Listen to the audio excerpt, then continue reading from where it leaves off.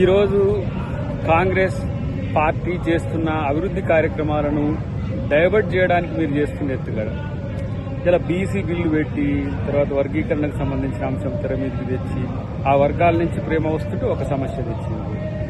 ఇలా సన్నబియ్యం అనేది మీ ముఖానికి మరి ఇన్ని సంవత్సరాలు అధికారంలో ఉన్నారు కదా, సన్నబియ్యం అనేది తెచ్చి చేతనైందా?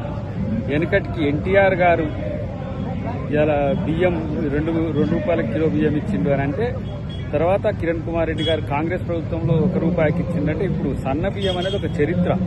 ఎప్పుడో వెనకటికి సన్న బియ్యం తింటే అదొక పెద్ద గొప్ప అనే స్థితి నుంచి అలా పేదోడికి సన్న బియ్యం తెచ్చిపెట్టిన ఘనత రేవంత్ రెడ్డి గారికి వచ్చింది.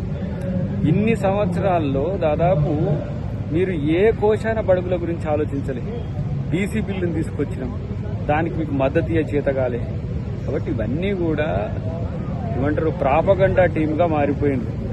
బీఆర్ఎస్ బిల్లారంగాలు, బీజేపీ బిల్లారంగాలు. మీతో వచ్చేది సచ్చేది ఏమీ లేదు, ప్రజలకు ఏమీ లేదని తెలిసిపోయింది. ఏ పనైనా సరే ఓన్లీ అబద్దాలు ఆడుతూ బతకాలని ఆలోచించే మీలాంటి బతుకులను ఎవరు పట్టించుకోరు. ఈ అక్క కొత్తగా వచ్చింది, ఇప్పుడు పూలే విగ్రహం పెట్టాలి, పూలే జయంతిలోగానే అని. పూలే విగ్రహం పెట్టడం కాదు, పూలే ఆశయ సాధన కొరకు కూడా కాంగ్రెస్ పార్టీ కట్టుబడి ఉన్నది. డెఫినెట్గా రేపటి రోజున బీసీల యొక్క న్యాయమైన హక్కులన్నింటినీ కూడా కాంగ్రెస్ పార్టీ తీరుస్తుంది.